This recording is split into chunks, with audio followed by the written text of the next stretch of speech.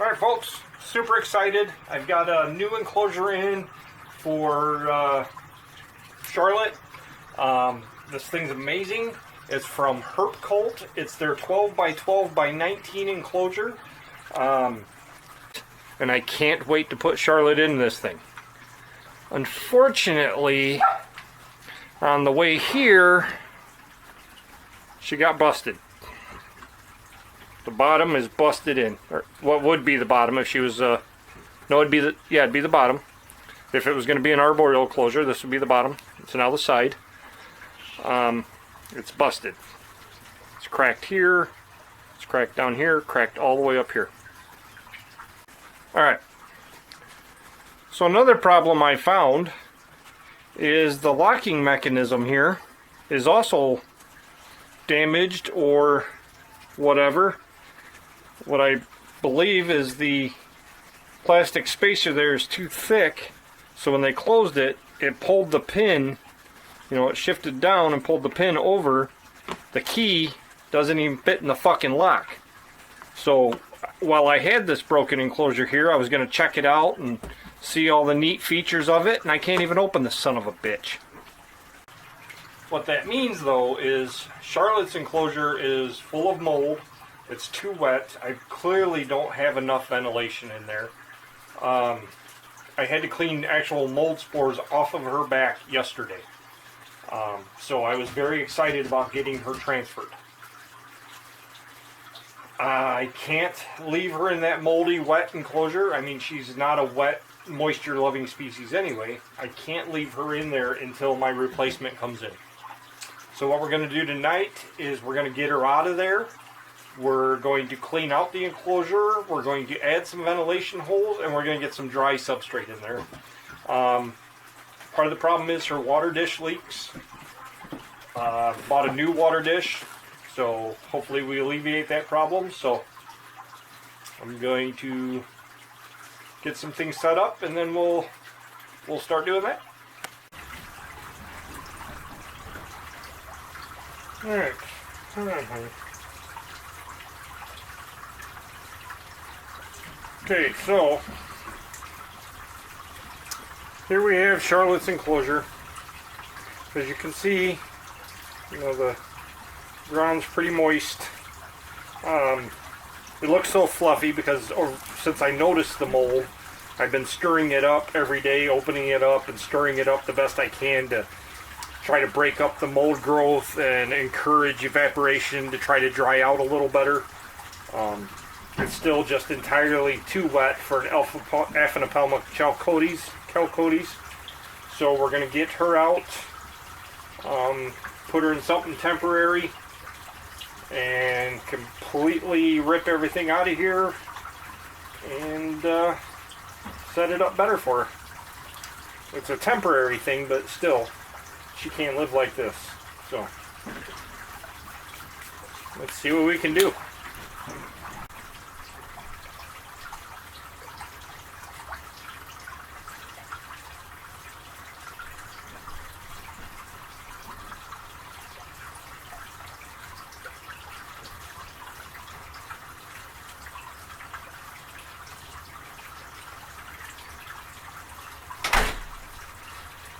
Alright.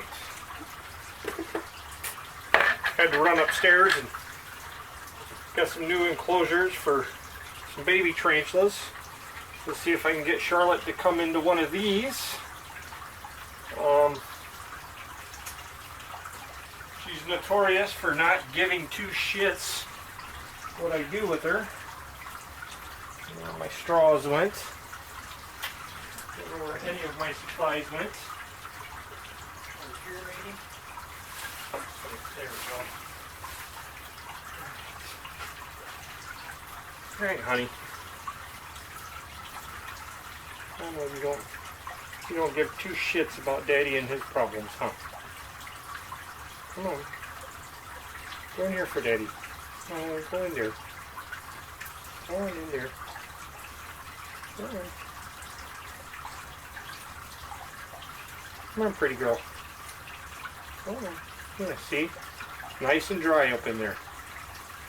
There you go. There you go, big girl. Come on. Go down. Here. Sit at the bottom and we don't even have to put the lid on for you. Careful. Watch that big booty. There. Perfect. Alright. These things are fucking garbage. They leak. They feel like stone, some kind of resin, plastic. Water leaks right through these sons of bitches. Garbage. Let's see. Ooh, yeah, look at all that mold.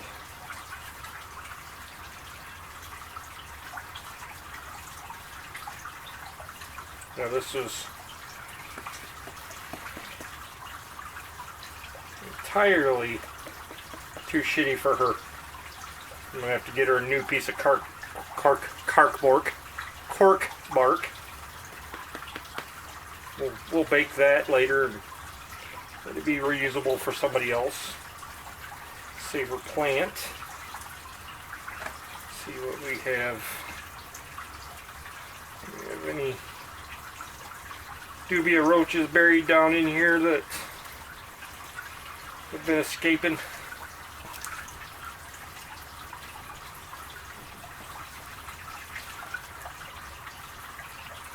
Now I've seen other YouTube channels where they talk about don't want to transfer any mold to the new enclosure, or don't want to, contaminate another enclosure. I've never seen that to be a fucking problem. If your enclosure's too goddamn wet, you're going to get mold. If your enclosure is done right with the proper ventilation, you're not going to get mold. I've always seen that taking in and stirring up this moldy dirt and breaking up the mold and everything was enough to make the mold go away. Now I will throw this in my bucket, let it dry completely out, and I'll have no problems using this in another enclosure after it's dried out. Mold won't be an issue. If mold is the issue, it is not because I'm reusing this dirt, it's because my parameters are wrong. Plain and simple. But anyway, that's my opinion. Maybe there's no even fucking real science behind my opinion. There usually isn't.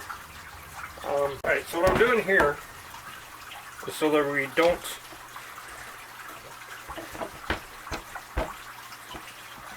completely waste all the substrate. I'm going to leave a layer of the damp substrate underneath the new dry substrate. And that humidity will rise to the surface. It'll give the tarantula a dry place to stand, yet humidity will still rise up from the bottom. These tarantulas, Elphinopelma chalcodes, I believe to be from like Oklahoma in the United States. So, I mean, it's not desert or anything there. Alright. So the time I've had Charlotte here, she showed little to no interest in burrowing. So, maybe if we provide a little bit of a tent, or whatever you want to call it, maybe she'll use that. Maybe she'll dig out under there and feel more comfortable. Or maybe it's just one more thing she doesn't use.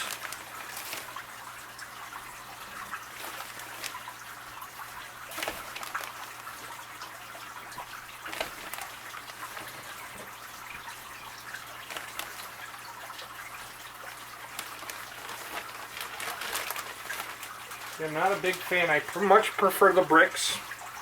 The bricks have larger pieces. This dry stuff is almost powdery. Doesn't seem very dusty. Dust doesn't seem to be an issue, so that's nice. Unlike that peat moss, or that peat soil, whatever I have there. Very dusty. Anyway, I don't like how fine it is, but maybe it'll be alright. Well, let's see what we can, where do we want to put the plant? Water dish should probably go over here.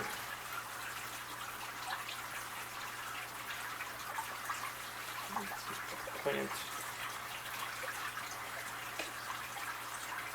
Let's see, where's the water dish?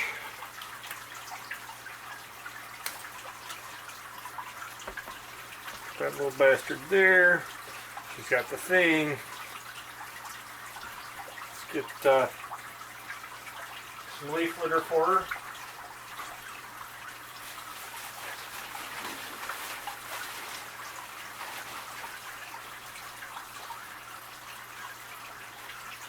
Last time I went crazy with the leaf litter, completely covered her enclosure with it and carpeted it. And I don't think she enjoyed that very much at all. It was like, you know, walking on loose tile, I'd imagine.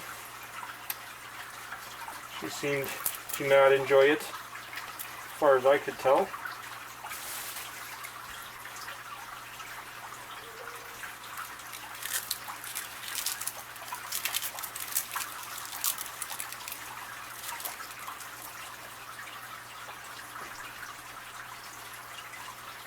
So yeah, hopefully the new hide here, she'll use that, which I think you guys can see. Yeah. You guys can see that. I think that looks alright. Like I said, she's only going to be in there until we can get the new enclosure back from Chewy. Let's give her a little water in her dish.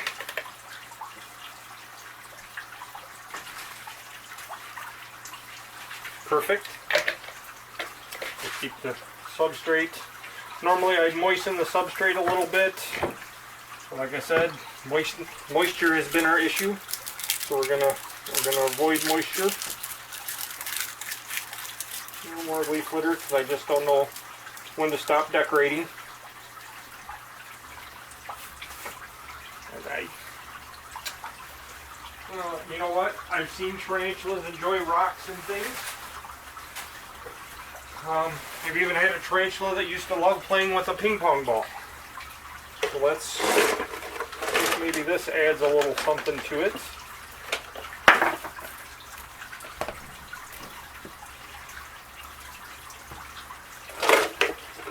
Here's a couple more. If she takes notice of them at all, she'll probably walk around burying them, picking them up, moving them, taking them to other places. I mean, it's pretty cool to watch these guys with these things. Get like them little plastic or glass beads or jewels, you know, for like at the bottom of fish tanks and whatever. You put them in there and they'll move them around. They'll play with them. I don't know that they're playing, but they'll fuck with them all day. All right. Only thing left to do is see if Charlotte enjoys it. Come here, honey. I know. Daddy keep bothering you all day. Come on, pretty girl. Come on. Come on.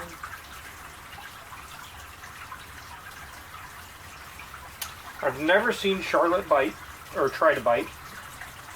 She has slapped the shit out of me several times.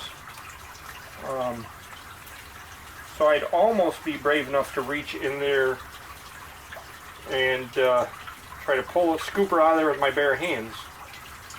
But if I'm wrong and she bites me, I'm afraid of my sissy reaction hurting her, like jerking my hand or something. So she's coming. We'll let her walk herself out. Come on, baby. And for my buddy Cannibal, come on, you sweet little sugar baby. Oh, you sweet little suggy knuckles. Oh, the baby, kitty. Yeah. Little inside joke there. Alright. So, there we have it. We have fixed her issues. I actually like this enclosure. I really like this hide.